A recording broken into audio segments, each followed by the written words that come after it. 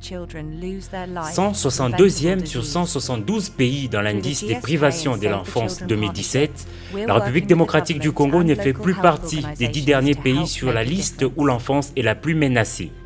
Des progrès ont été enregistrés par la RDC, note ce présent rapport, publié en ces débuts du mois de juin 2017 par l'organisation Save the Children. La RDC était à la 163e place, donc ça veut dire qu'elle est montée d'une place, donc un progrès. Oui, des efforts ont été fournis, oui, des progrès ont été faits, raison pour laquelle la RDC est remontée d'une place, mais il y a encore des choses à faire. Dans le même rapport, la Norvège, la Slovénie et la Finlande arrivent en tête du classement de l'indice des privations de l'enfance 2017. Ces pays obtiennent des très hauts scores en matière de santé, d'éducation et de protection des enfants. Les États-Unis occupent la 36e place, tandis que le Niger figure à la dernière place parmi les pays où l'enfance est la plus menacée. La raison pour laquelle les pays scandinaves sont bien placés, c'est en lien avec les politiques de santé et les politiques familiales qui sont plus fortes dans ces pays-ci.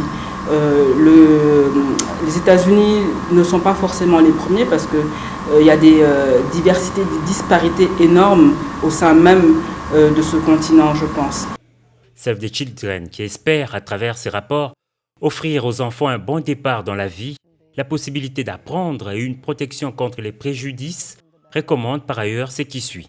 Nous engageons vraiment les gouvernements et le gouvernement en particulier de la RDC à s'engager, à respecter les accords qui ont été signés en 2015 pour que plus aucun enfant ne soit privé d'éducation, de santé et de protection, et en mettant en œuvre des politiques qui vont accompagner vraiment ces actions-là.